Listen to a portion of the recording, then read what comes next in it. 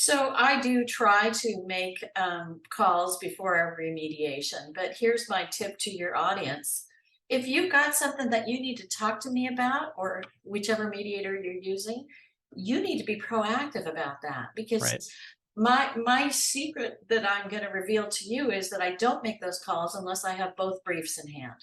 Right. So if I ask for the briefs at least the weekend before so that I can read them on Sunday if I have cases back to back all week. But if I don't get them till the morning of or the night before, then you don't get that phone call. The only good idea is to let me and John do our job and mediate this thing right here. You want to hear the crazy thing? I know it doesn't feel like it, but we're making progress. Settle! Settle, settle, settle, settle! I don't want to settle. All we're trying to say is, put your swords away for a second.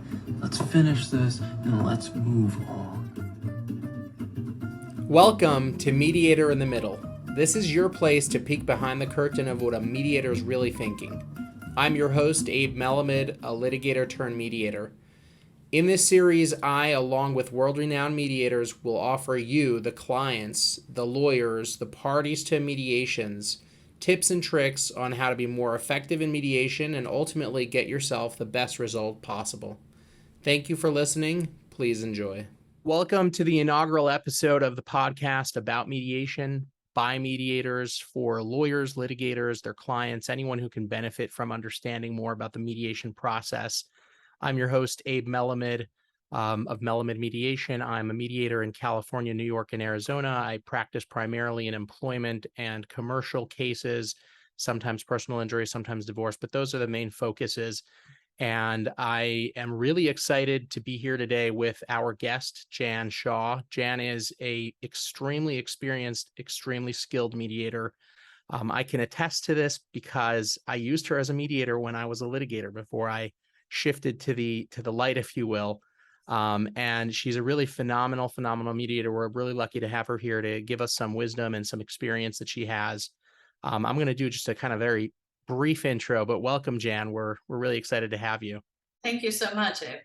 Absolutely. And so just a little bit of your background that I know at least is that you've litigated on both sides for many years, I believe about 10 years on the plaintiff side, 10 years on the defense side. So really built a perspective on what the parties need to see or understand on both sides. And I think that one of the qualities that everyone I know speaks highly of about you is your ability to empathize with clients and effectively, communicate with people of all types, and including on the defense side. People sometimes forget that defendants have emotions too, and there may be people that need to have their emotions, accounted for, but it's certainly on the plaintiff side. And so I think that's a really important skill, and it's going to play well into the main topic today.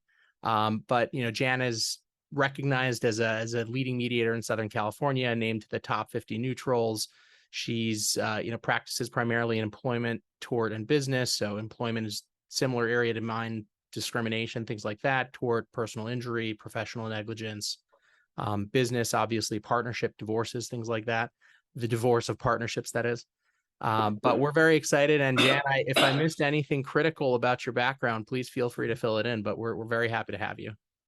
Well, there are two components, thank you for that intro, and there are two components on the personal side, or at least two, that I think do contribute to my ability to mediate cases, and that is that I'm the mother of three children that were 4 years apart. So I had two boys that were less than 2 years apart, and I think that really stood me in good ground. I have remained married to their father for over 40 years, so I think that helps to kind of understand kind of easing and get through disputes and that sort of thing. So those kinds of natural things.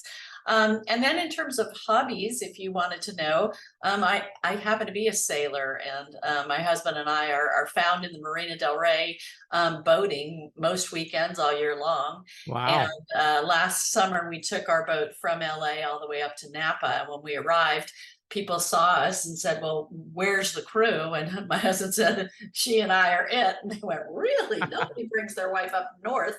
They go down south. It's much easier ride." So I'm very proud of that. Next summer, he's so proud of me that next summer he helps take the boat up to Alaska. But I do find that being offshore, spending that much time on the ocean, just gives me a different perspective on what's at land. And I think that's kind of what it takes. So some experience in Sure. conflict every day in your life, and also some perspective and the ability and willingness to take it and get that bird's eye view. And I'd say, ironically, it sounds like your sailing experience has grounded you, but that's not something you want to hear when you're a sailor. You don't want to No, end up we don't want to grounded. go aground.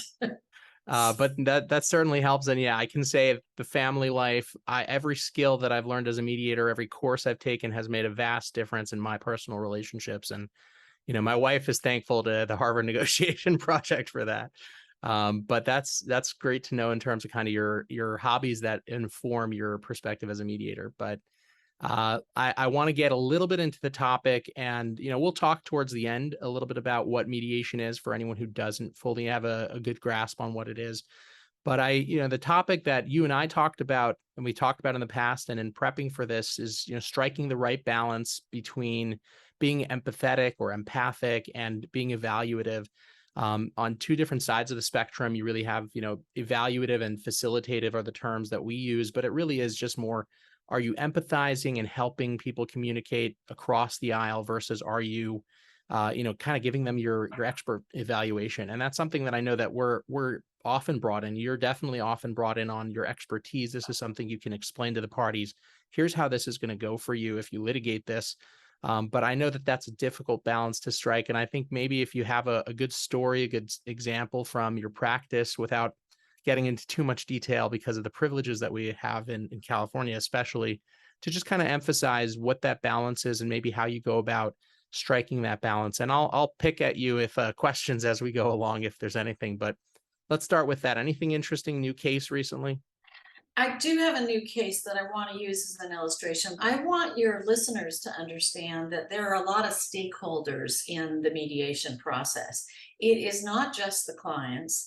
It is not just the lawyers. A little bit it's me too, the mediator. A little bit it's the boss of the person that's the client. So on the defense side, sometimes I have to kind of write them a victory speech so that they can explain to their boss why they spent a little more money than their boss thought they should, and that sort of thing. So it really is kind of assessing all of the stakeholders, going in knowing that there are many.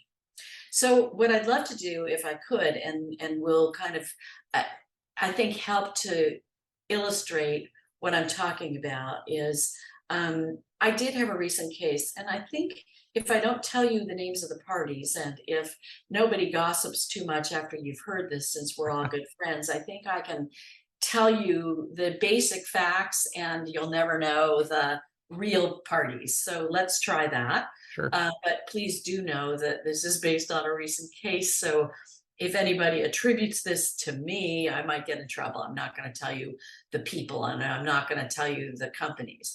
But I had a recent case that was a couple of young girls. They were now in their 20s. They had already, they were both well into college, but in college. But they had been, let's say, hit on by their coach when they were in high school. And they were minors, so they didn't have a statute of limitations that was running very quickly. They didn't do anything at the time. And there was, in this same school, another young man who was, I don't know what his job was with the high school, but he was having sexual relations with a student. She was a minor. This was a bad thing. He was in his 20s. And so he got fired. And this same lawyer found these two girls because she was interviewing witnesses that were there at the time that the other girl had been engaged in this relationship. So, right, we have all different parties. The only one that's in common is the lawyer, but the lawyers on both sides, they both knew all about it. The one had a whole lot more value than the other. And the other was not just old, but there were evidentiary problems. So the lawyer called me to see if I had experience in this type of thing. And of course I did. And she described some of the issues, and then I got the briefs and I spoke to both sides, and both sides meaning the lawyers. But what I didn't appreciate and what she failed to do, and this is kind of a lesson for your listeners, please, Sure. is she failed to point out to me how hurt these girls really were. So I'm just going to confess it was a rough day in my family. There were all kinds of things going on. And by the time I got to the mediation at 10 a.m. and it was in my house, as I have been doing for the last 3 years during COVID, I dove right into the evidence the very first session. And she said, "You have victimized my clients all over again. I didn't need you to be this evaluative. I needed you to hear them out." And it took me several hours to sort of regain their trust. Got to But backtrack and yeah. But because I had a kind of a skewed perspective, right? I knew that this case wasn't going to be nearly the value of the other case, that this case was old, that the lawyer had gone after these women. They weren't prepared to go forward themselves and independently, and that this was something that was very different indeed than actually engaging in sexual relations. I wanted to kind of set it up that way. So Right. a lot of this, Abe, is pacing, is not whether you are facilitative or evaluative, but when you are facilitative and when you are evaluative. Sure. And I think, what one of the things I'll say is a mark of a good mediator is someone who has the ability to be both. Because I do think there are many mediators out there who have a reputation of only being able to sing one of those tunes. And I think that one of the things I always appreciated about you as a mediator was being able to kind of read the room about that, and be able to figure out, do they need some catharsis? Do they need to explain what they've been through? But one thing I want to actually ask about, because I think you mentioned that you had some calls, prep calls in advance. And that's something that I try to do with every case I have. I know some of the busier mediators have kind of done away with that, but I think it's so critical to ask these questions. What can I do for your client? What does your client need in this process?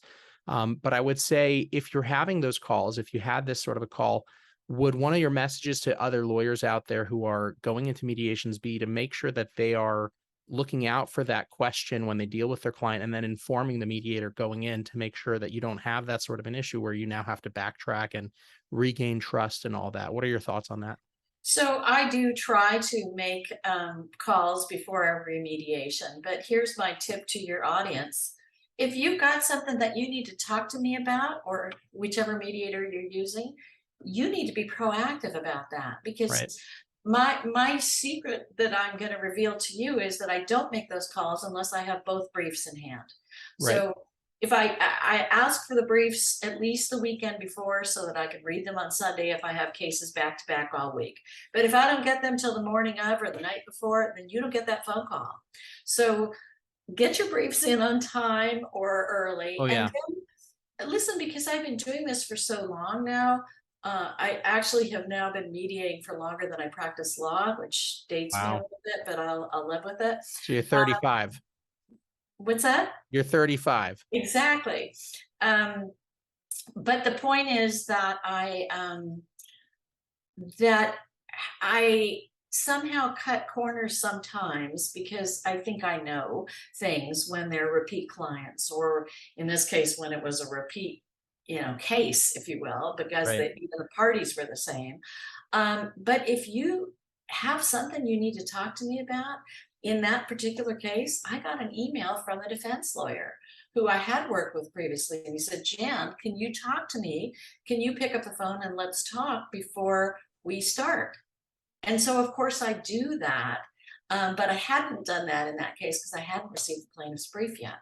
Right. And then So it hadn't so, prompted you. I don't want to sort of bias myself. I don't want to poison the well until I'm prepared to do that, because that will help me to understand what questions I need to ask. But here's the thing that I feel that the lawyers can most helpfully inform the mediator is who's driving the bus. Mm-hmm. By which I mean, do you have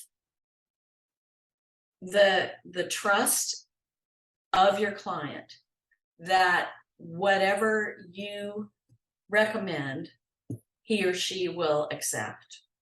Or do you have pushback from a client who has different expectations than yours. Where do I need to Right. deal with that? And so that's one thing, which is the money part. But the other thing is, what's your client need? Because Right. by the way, unless it's kind of a community mediation or mediation in which the parties are pro se, I never talk to the parties before I get there at the Sure. mediation. I only talk to their lawyers. So Right. I want to know, what do they need? Do they need to express themselves? In that particular case, she didn't think they did, but she didn't expect me to jump right to the evidence. And the evidence was messy. It was the offending information was sent by medium. I don't even remember what it was called, but it was something like Snapchat that disappeared. Disappeared So after. this young gal claimed that she had taken a screenshot with her phone with another phone. She had a second phone while she was in high school, took a picture of this thing that disappeared. The guy had, by the way, been arrested for this conduct once it was reported.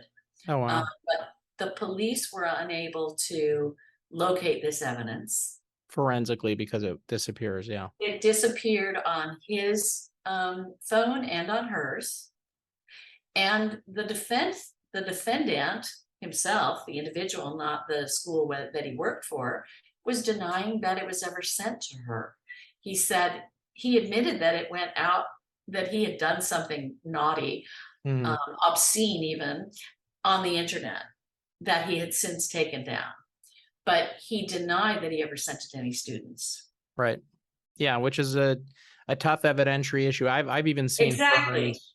Yeah, I've seen lawyers that have had issues not just with exclusion, but even with, sanctions of their clients who, courts have said, I just don't believe this evidence is real if you're just, snapping a photo. So yeah, there can be some So major I issues went there. in kind of hard on that, excuse the bad pun, on the evidence, and there was a lot of pushback. It would have been so helpful if we'd been able to have a realistic dialogue, me and the lawyer beforehand, for Right. her to say, please don't mention the credibility of the evidence. I know, I'm a lawyer, I'm a grown-up, I know this is a problem.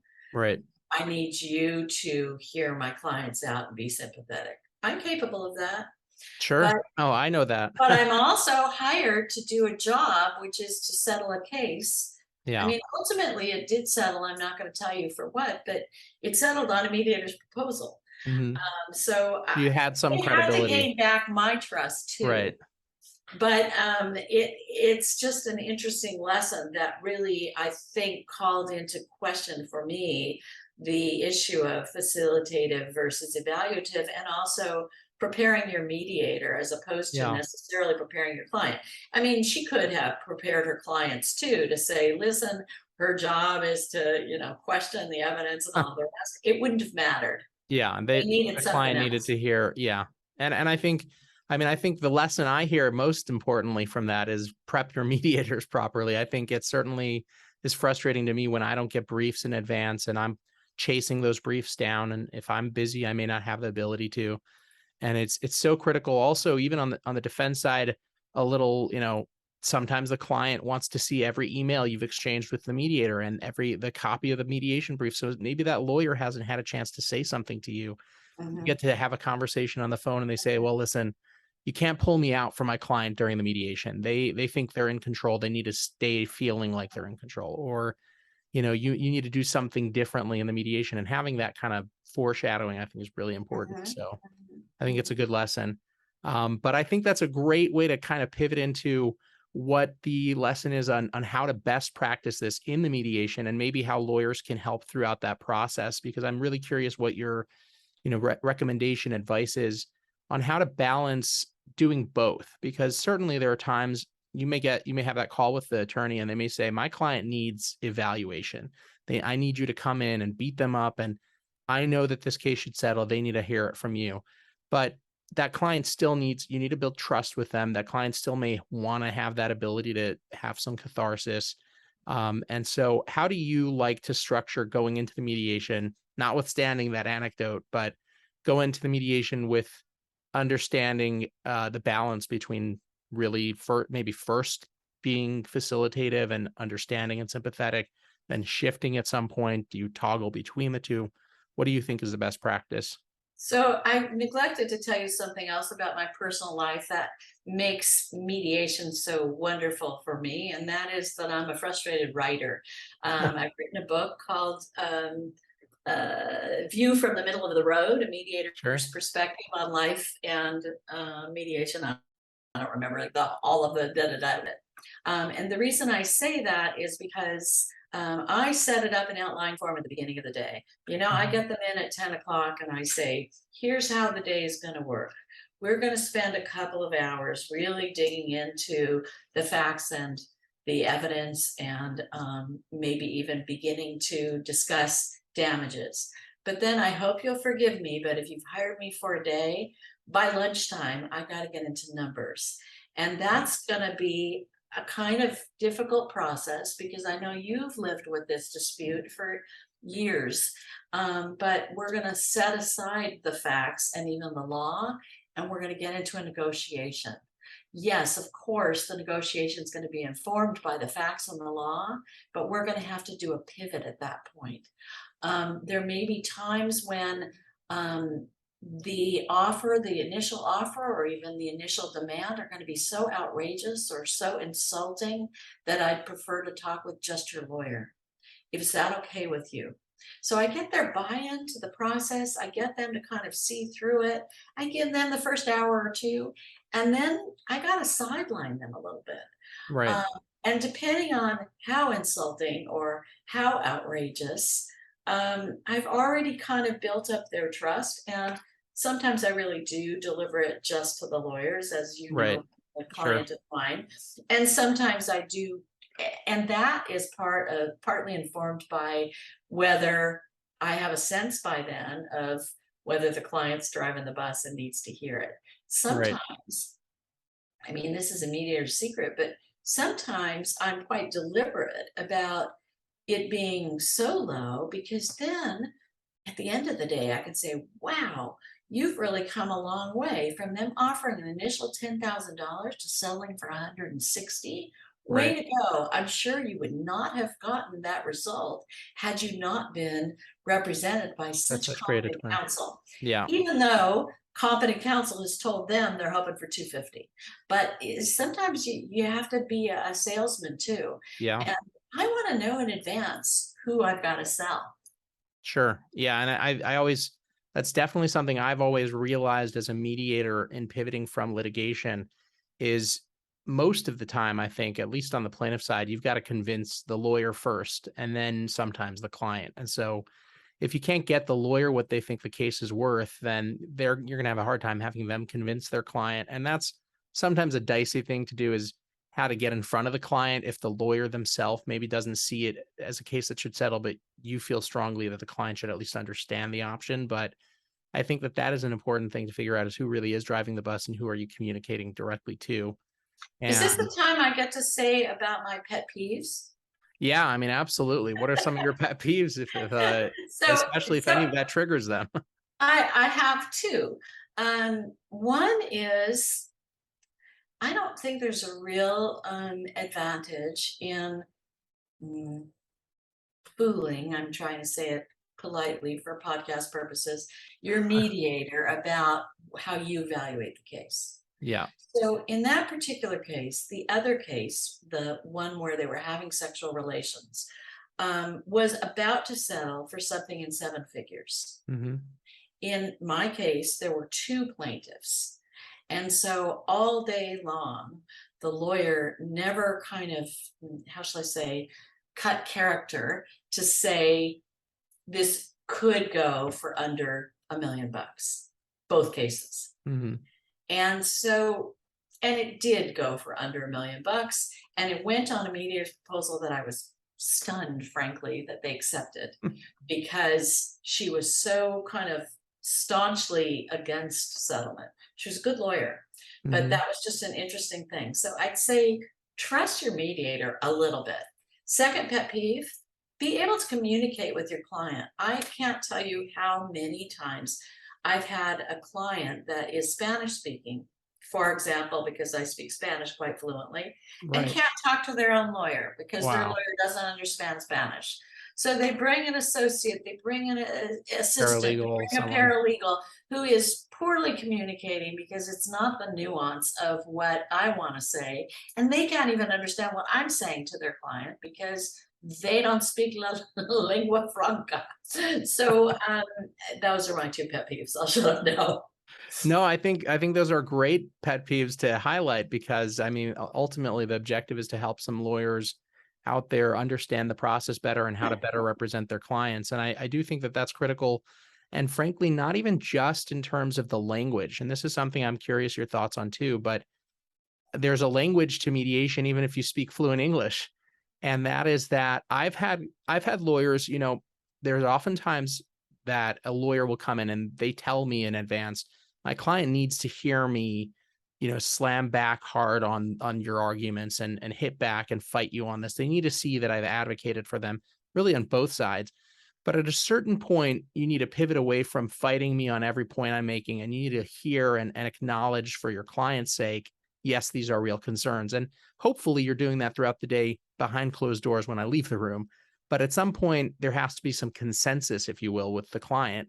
And I think that's something that to me is a pet peeve is when I go at the end of the day and we're this close to bridging that gap and I'm trying to push it over the finish line and the lawyer starts to step in and fight back. And it's like, you gotta, at this point, you got to shift your, you know, focus on how do we resolve this? Okay, what are some of the risks? So is that something you've experienced a lot of, that you feel the lawyer understanding the language of when they should be helpful in your being more evaluative versus helpful in your being more facilitative, when what their role is in that process? So I would shift it ever so slightly to say it's not really the language, though I suppose there is some of that, but more the timing, the nuance to it. So where I see that coming in is the chapter on closure, on what's Right. this going to look like. So I mean, I had one, but it was a rough one where it was a current employee who was getting paid, I'm making up the numbers, 50 grand to go away Right. for the indignity, whatever it was that she had suffered. But they were demanding back in the day that she resign. Right. And so she looked at me, you know, this was a Friday afternoon, and she said, so like, I'm off on Monday? But yep, they're giving you a year's salary. You're off Monday and the next Monday too. This is what you wanted. You agreed to it 2 hours ago. But so I think preparing both clients and lawyers for the closure. I'll give you another example. It happened to also be a school case, but it was race discrimination, and it was by a principal of a school. It was pre-litigation, and this was a, you know, he was a young man. He had a PhD.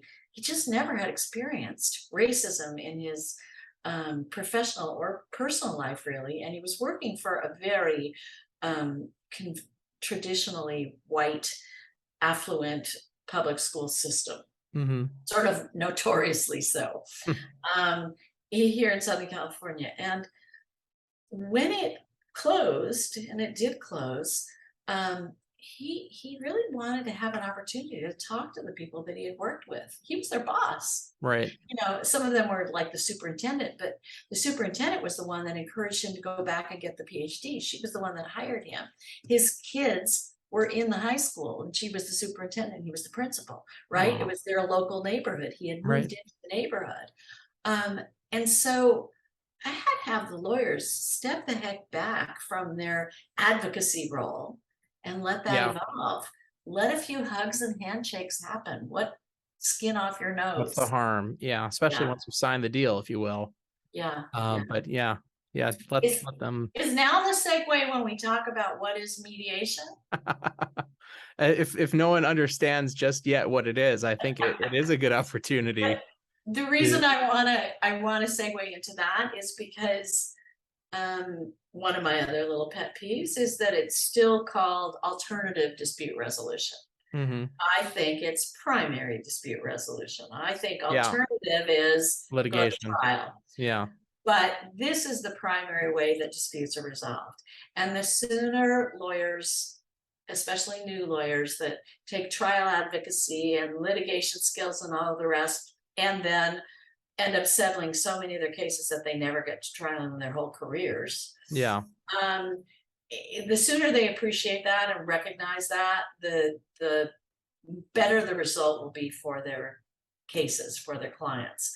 But I say that in a kind of broad brush because I think it's so important to have that perspective that this may be their only day in court, and this may be yours too as a lawyer. And Sure. you got to give them what they wanted. If what they want is a pound of flesh, if what they want is to just rage, if what they want is the emotions, the empathy, you got to give it to them because they're not getting to a jury, folks. Yeah. You No, know, we're too good at this now. yeah. And It's it the doesn't primary. make sense to Yeah. give your you know, to give that power to a bunch of strangers. Give it to me. I'm happy to engage with you. If you don't want to settle it, you don't settle it. But boy, it's kind of worth digging in and allowing it to be a little more client-centered of a process. Yeah, let the process run itself how it should. And I think that's a really great point because you're right. I mean, 98, 99% of cases now will settle out of court. And I also wish more law schools would teach it as a core curriculum just because law school is so focused on advocacy. It's so focused on positional bargaining. And I think that is a great segue into just the concept of mediation is to take away the positional bargaining. I'm here, you're here. It's to get to the underlying issues. Well, why do you feel this way? And, you know, I had a case recently that settled where the plaintiff was suing a car dealership that he worked for. And he, you know, at the end of the day, we got to a range of numbers and it became clear that there was a reason he had a specific number in mind. And I asked him, you know, why is that? And he said, well, my truck's really old. I got to buy a new truck. Suddenly the conversation became, well, hey, you guys are a car dealership. Do you think you could maybe say you won't take dealership fees, cut some sort of a discount on the sale of a truck so we can get the number down? And if you're in positional bargaining, you never get to the underlying understanding of what's driving that issue. And so I think that's a really, really great point that, you know, lawyers need to understand that process. And that's one of the things I'm hoping to do with this podcast is to give more lawyers that understanding and the power to recognize the value in this process, the mediation process, the, you know, facilitation process, if you will, but also to sometimes give them the day in court. I'll say that as an advocate, when I litigated cases, I'd say more often than not, the mediator would tell me, I want to bring you into the room with the other lawyer. And we'd sit down and we'd have an executive session and we'd go back and forth, you know, not back and forth, but I'd present and they'd present and then we'd split off. And the mediator would say, you know, and maybe they were just blowing smoke, you know, for me, but they'd say, you know, that's really what shifted the momentum in the other room, because for the first time, they're going to get to hear what your opening statement to a jury might sound like. They're going to get to hear how you've, you know, strung together all the pieces of evidence. And so I think you're 100% right. This is a process that's becoming more and more useful and is being utilized more. And I think the more people that understand it, the better. So I do think that's a great pivot into what is mediation. But no, I think if people don't know already, if people are listening to this, it's, you know, I always like the definition of it's a facilitated negotiation towards resolution in a safe space.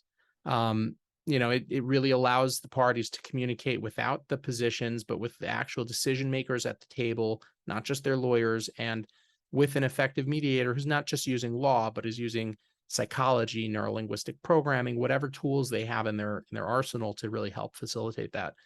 So what do you think beyond that?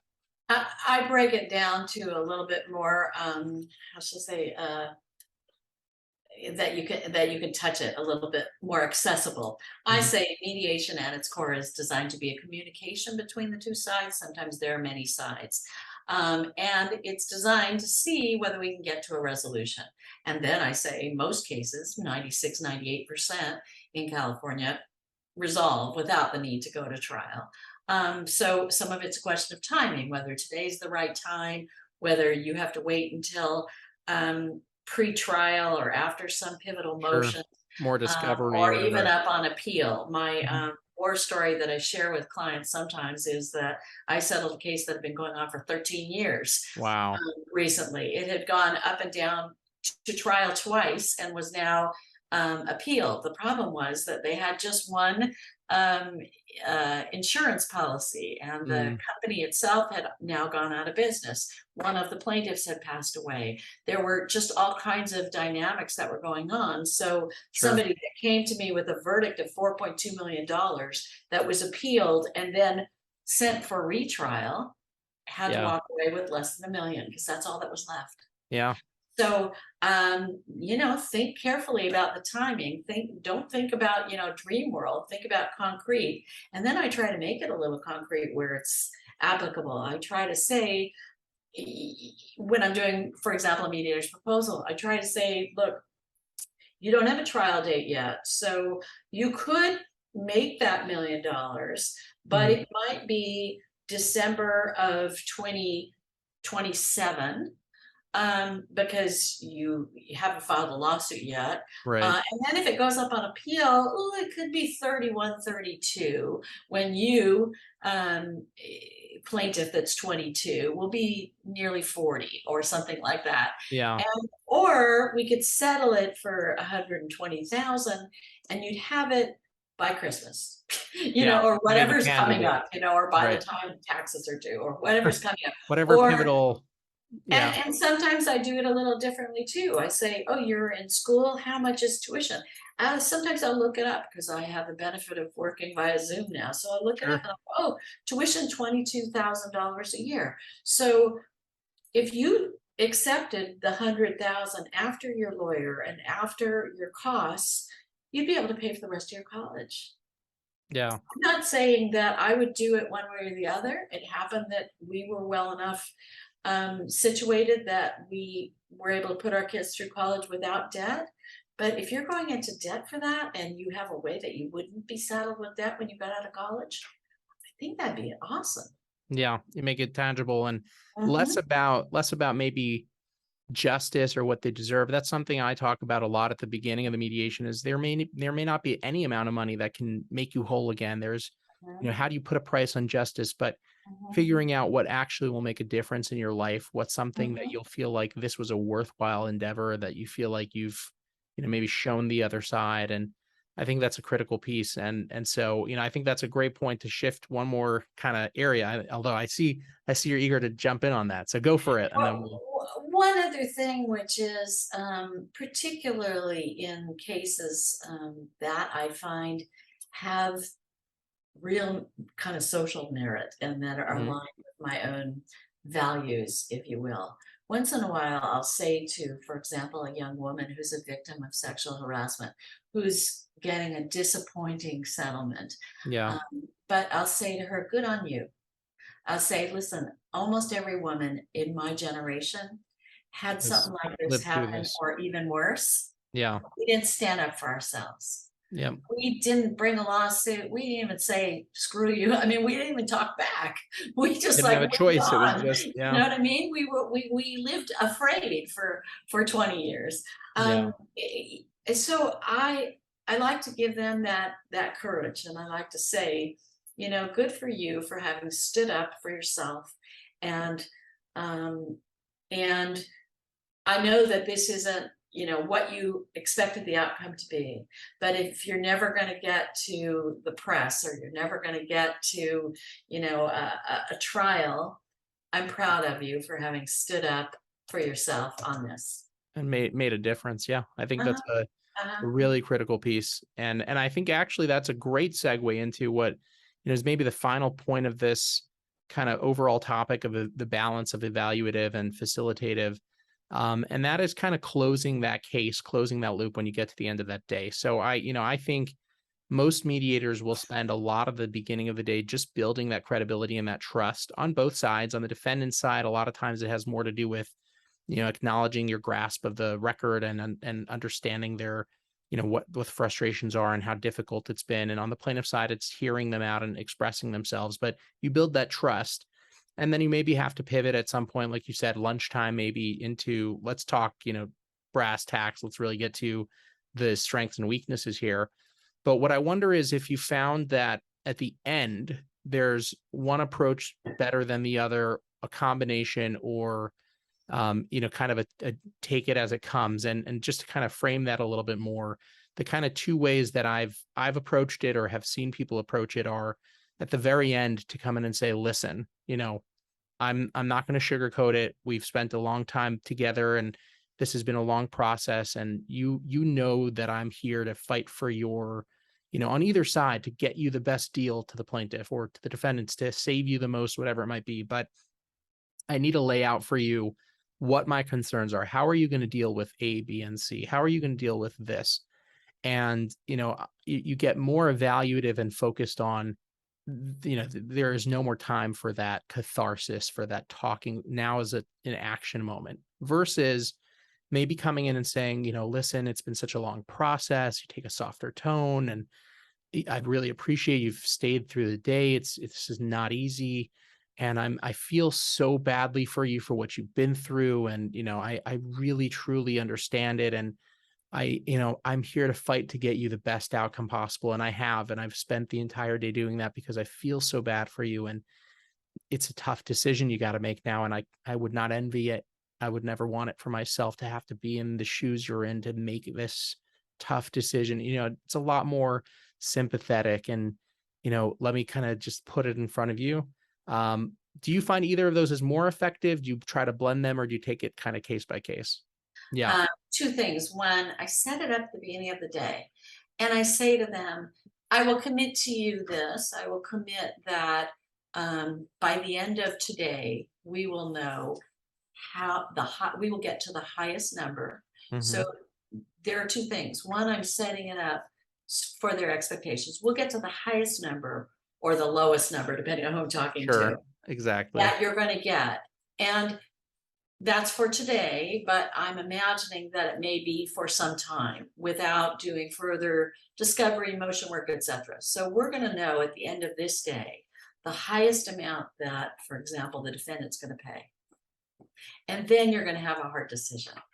Right. I'm not going to ask you to make a lot of hard decisions in between, but I'm going to ask you to make a hard decision then about whether you and your lawyer have confidence that if you walk away from it, you're going to do better. And that's in their mind at the beginning. Right. So that there are two things I want to point out. One is the timing, right? I've set it up, I framed it at the beginning. And two is the we. We're going to find out. I'm on your team, but I don't say so. Sure. I'm not saying I've worked really hard. That's where I take issue with what you're doing. Fair enough. I've worked really hard. I've gotten you the best, We're there now. And so the conversation that you just had, I do have, but I have it at 2:00.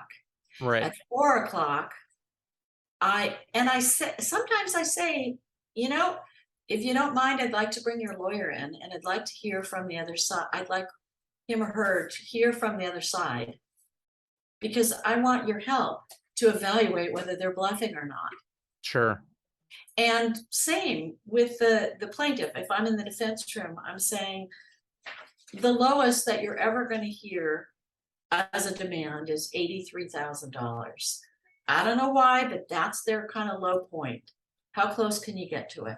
Right. Sometimes they'll tell me we can't get any more than 60. And sometimes I'll go back and I'll say, I can't get you 83, but I can get you 60. Or sometimes I'll say, would both sides be open to a mediator's proposal, which obviously I'm making it 71.5 or something like that. So we haven't gotten to that, and that's not the topic. You can talk to somebody else about mediator's proposals, but the point or we'll is have that, you back. or you have me back. But the point is that I like to shape it so that I've kept my commitment to them, which is I'm going to find out how much they got. Right. And sometimes I say I'm going to push them a little bit beyond that. Right. With a proposal. So if I know early in the day at 2:00 that they've got 65,000, I may go into the one room and say, they're at 60. I think I can get them a little bit more. And that's when they have to decide, do they want it? Or do they want to walk? Most of the time they want it. Yeah. Most of the time they want it. the sooner you get to that question answered, the better I think it is to really evaluate if it can get done. Right. And I like the way that you framed that. And I think kind of we've arrived at that moment that we talked about at the beginning where you have to make this choice. And, I think that sort of framework is helpful.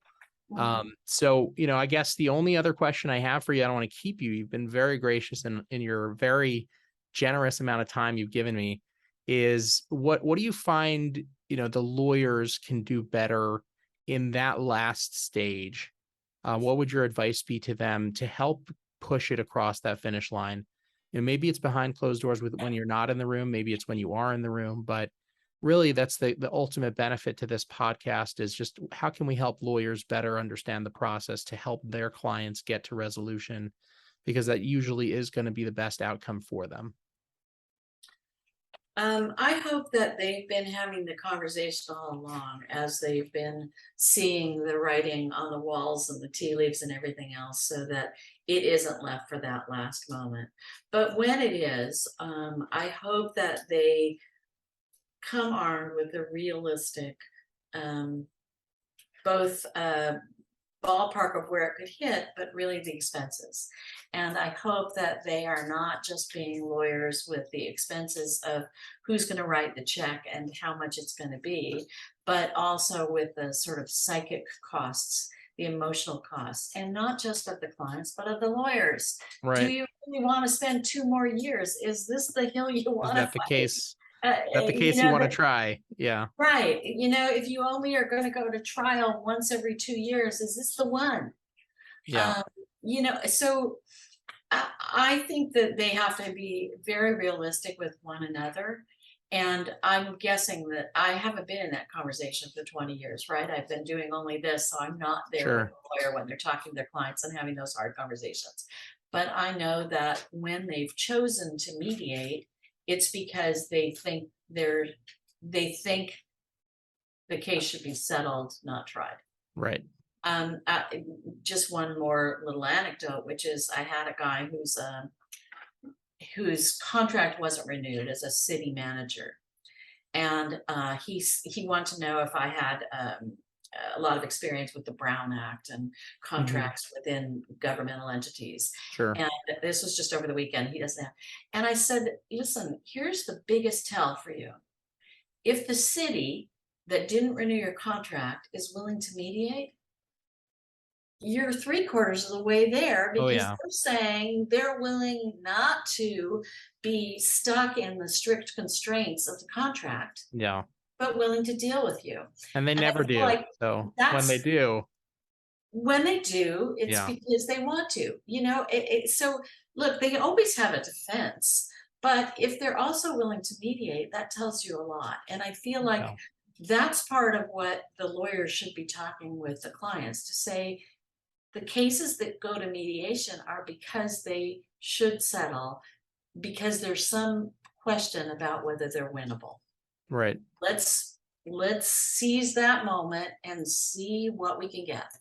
See what the best outcome. We'll have a hard conversation about whether I can personally guarantee, I as the lawyer can personally guarantee, of course they're never willing to personally guarantee. Oh yeah. But I can promise that we're going to do better if we walk away. Right. You get to really evaluate that question, which I think you don't get with positional bargaining. You don't get it between the lawyers so much. It's tough to do. And, that's why we do what we do. And I appreciate your time. And I say the only other question I have is, what do you find most rewarding about this process? What keeps you going every day?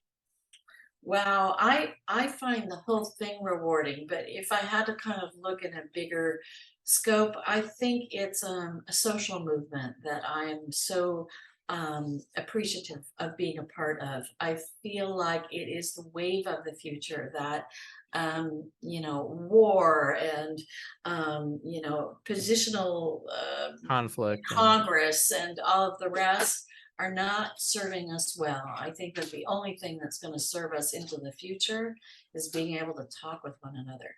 And so if I'm a part of that, if I can assist in the broader scope or even in a microscope to help people make peace with one another, I'm in.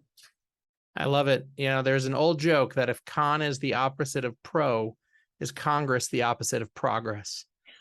So not to get political, we're not getting political at all, but no, I hear what you're saying. I think it's a beautiful thing, something we don't have as much of in today's day and age that we should see more of is just conflict resolution, conciliation. Let's not fight. Let's come together to get a resolution. And it may not be the best resolution that we would have hoped for, but for everyone involved, it's the best possible outcome. It's the BATNA, right? The best alternative to what the negotiated agreement is. You take that into consideration. So, all right. I appreciate your time. I don't want to keep you anymore. This was extremely insightful, extremely helpful. And I hope a lot of people will benefit from it and hope you will be back on another fun topic at some point in the future. Abe, thank you so much for inviting me. I wish you well in this project of podcasting. And if I may, if any of your listeners have further questions, I'm pretty easy to find. But yeah, I'm going to try to include. Spelling of my last name is Schau, Schau, and I'm with ADR Services here in Los Angeles. Without an audience, we would be nothing. So I'd like to thank you, the listener, for tuning in to another episode of Mediator in the Middle. Please take the time to subscribe on your favorite podcast platform, Spotify, Apple, whatever it might be. And please feel free to refer a friend. Until next time, we look forward to seeing you, and keep calm and mediate on. Thank you.